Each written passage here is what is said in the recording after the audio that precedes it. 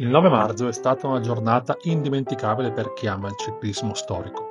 Un'esperienza che li ha portato indietro nel tempo, tra biciclette d'epoca e storie affascinanti.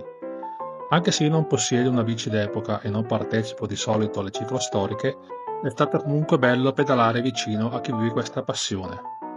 La prima edizione del raduno Biciclette nella Storia ha visto la partecipazione di appassionati da tutto il nord Italia, un evento dedicato alla passione per le biciclette d'epoca, che ha preso il via dalla cittadella dello sport, un luogo simbolico per celebrare la cultura della bici.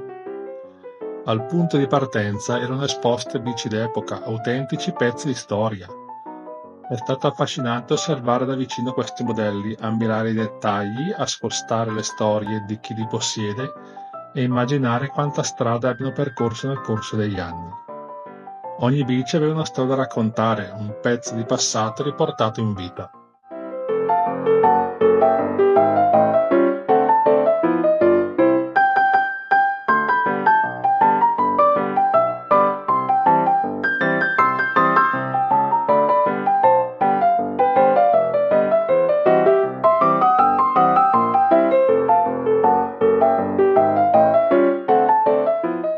Sfilare poi tra le strade di Bergamo, con il fascino di queste macchine del tempo su due ruote, è stato qualcosa di speciale.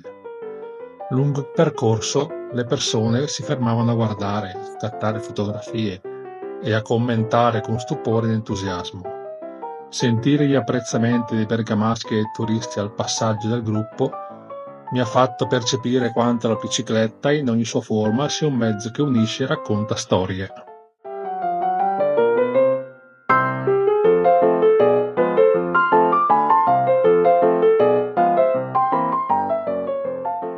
Dopo il ritrovo, il gruppo ha iniziato il suo percorso dirigendosi verso Palazzo di Frizzoni, dove è stato siglato un bel gesto d'amicizia con i Lions.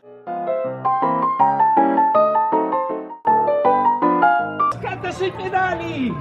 E lui è partito! È partito! Porco can!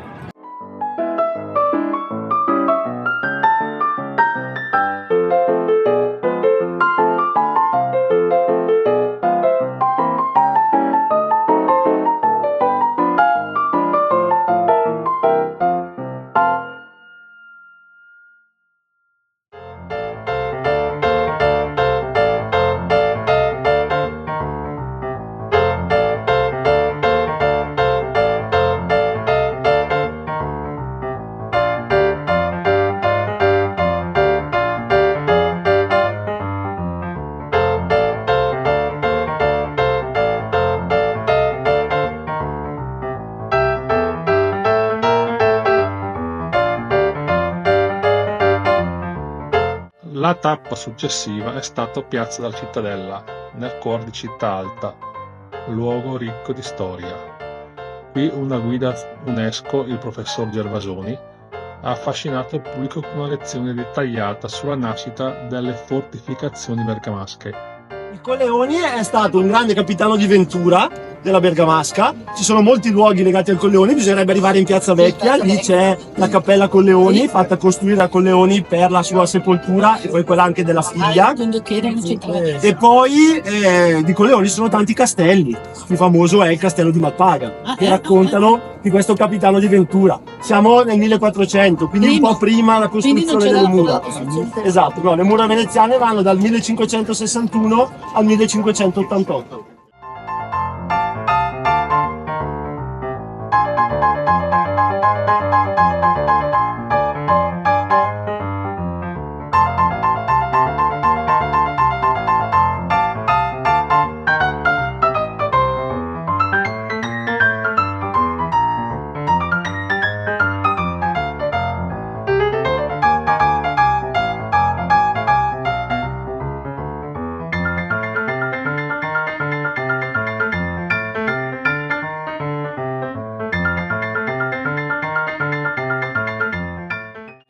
Il percorso è quindi proseguito lungo la Greenway, un'oasi verde che ci ha condotto verso il lazzaretto.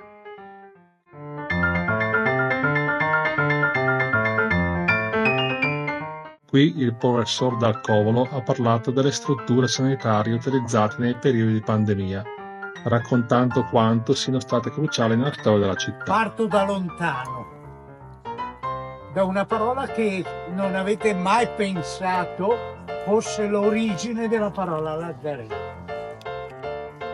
È la devozione religiosa mariana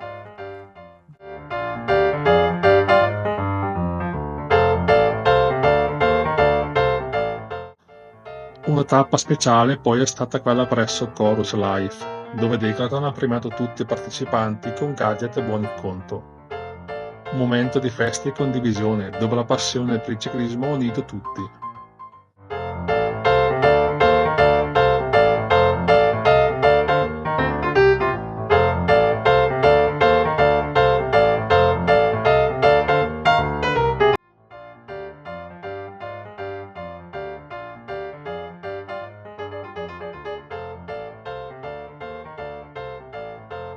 Il ritorno alla cittadella dello sport è stato accolto da un pranzo autentico con polenta di mais spinato da Van Gandino, ragù, verdure, pane e salame, vino e dolci preparati con cura.